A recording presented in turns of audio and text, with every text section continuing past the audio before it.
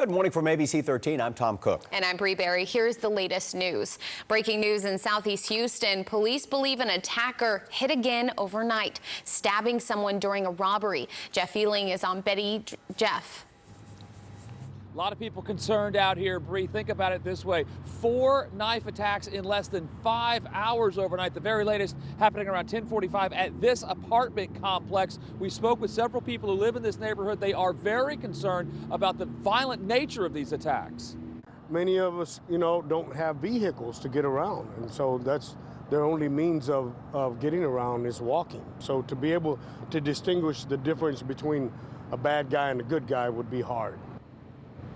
This all started around 6 o'clock last night on Redwood when 2 suspects with knives approached 2 men. One of those victims was cut in the cheek. A half hour later, a man at the Gulf Freeway in Brace Bayou was stabbed several times, we are told, in the face and head during a robbery. And then at 7 p.m., a jogger in Mason Park, very close to that second attack, was also approached by 2 men and stabbed in the head and robbed. And then at 10:45 at night here on Beatty Street, a man was stabbed in the stairwell at this apartment complex in the head. He was also robbed. All of this happening within just a mile or 2 radius. People are very concerned, and police are telling people this morning who live here to be on guard and to be extremely cautious and aware of their surroundings. Reporting live, Jeff Ealing, ABC 13 Eyewitness News. I'm Courtney Fisher reporting from a post office because dozens of people may have lost packages overnight, so you'll have to come to a post office or submit a claim form online. Take a look. This is what we're talking about. Overnight, 2 massive crates of priority mail fell out of a postal truck driving on Highway 69 near Splendora. When police arrived, they found 2 women picking up packages and putting them in their own truck. If you think your mail was lost, possibly on that truck, you have to provide insurance info and proof of how much your item is worth. We have all the directions on how you submit a claim on ABC13.com. For now, reporting live, Courtney Fisher, ABC 13 Eyewitness News. Thanks, Courtney. For the first time since that massive explosion and fire at the TPC plant, students in Port Neches and Groves ISD returned to school today. Port Neches tweeted that the district has now done assessments by safety officials on all of its schools, but a lot of parents on social media say they'll be keeping their kids home. Also this morning, this is what police found at a Southeast Houston gas station. A Lexus shot up. A man driving it shot in the head and arm, but police say he will survive. He was shot somewhere along Aldine Westfield around 11 last night and ended up at that gas station at JENSEN and Tidwell. Police don't know who shot him or why. And now to the most watched story on ABC13.com. Convicted child sex offender and Tejano singer Joe Lopez is going on tour again. His first show date in Houston in less than 2 weeks. It's a controversial concert that is stirring up a lot of angry reaction. Lopez was convicted of raping his niece.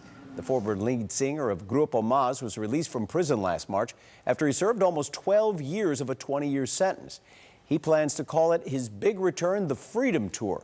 To allow him back in Harris County as his first choice just doesn't pass the smell test. The message that the parole board is sending out to victims, I can't fathom their rationale for allowing this to happen. One of the conditions of his parole was that he couldn't come back to Harris County, but now the parole board has changed its mind, saying Lopez's condition was modified solely for his employment purposes and that they reviewed his satisfactory compliance with his parole since he was released. Well, happening today, Houston ISD teachers are holding a town hall to discuss the state takeover of the district. The American Federation of Teachers and Houston Federation of Teachers calls the move unconstitutional. They say the district has shown progress and they want to discuss the real reason for the takeover. A new board of managers is expected to replace the current school board early next year. The meeting is from 6 to 7 at the Houston Federation of Teachers headquarters on Sutherland Street.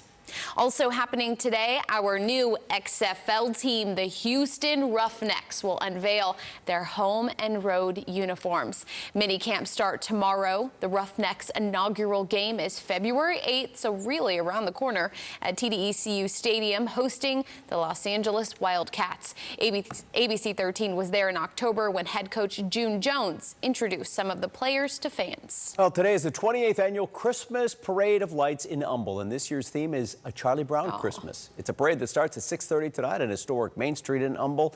About 80 floats or so in all different sizes. And then after the parade, Santa Claus will be there to take the wish list of all children. All right, a chilly start to our morning, but Rachel says just wear those layers because it's going to warm up. Yes, you're exactly right. Yeah, make sure if you haven't actually gotten out the door yet, make sure you take a jacket with you. It's cold right now, but heading into the afternoon, we're going to see a lot of sunshine, and that is going to allow our temperatures to climb up into the upper 60s and the low 70s. So all in all today, going to be a great day to get outside. Tons of sunshine. All in all, just gorgeous.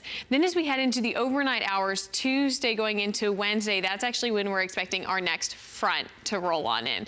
Now this front will shift the wind in from the north, and it will bring in some cooler air, but it's not really going to do much to our actual temperatures or to our rain chances. We're not expecting a rain chance with this front. What it's actually going to do is just give us a reinforcing push of that cooler air. So that's going to keep our temperatures on Wednesday pretty much the same as what we had today. So it's not allowing them to continue to rise up into the 70s. So Wednesday also looking pretty nice, looking at partly cloudy skies. And then heading into Thursday and Friday, that's when we are looking at our next chances of some rainfall as our next front pushes in. It looks like overnight Thursday into Friday morning is when we could see a few of those isolated showers, and then we start to cool off as we head into next weekend. And as you look ahead to your drive, not only through the day, but also into our evening hours, we do have closures in the Galleria area. So the 59 Southwest Freeway ramps northbound and southbound to the 610 West Loop southbound. That's closed off right there in the Galleria area. We've seen a lot of road work there at that interchange. So if you're traveling in that spot, consider using your alternate routes like taking Chimney Rock. You can use the feeder road lanes to get through instead. But expect some heavy backups and delays, not only now, but for the next several months as that project continues rebuilding the 59 610 interchange. All right, and that's all the time we have for the news this morning. Be sure to get out there and donate or share your time for Giving Tuesday. Have a good one.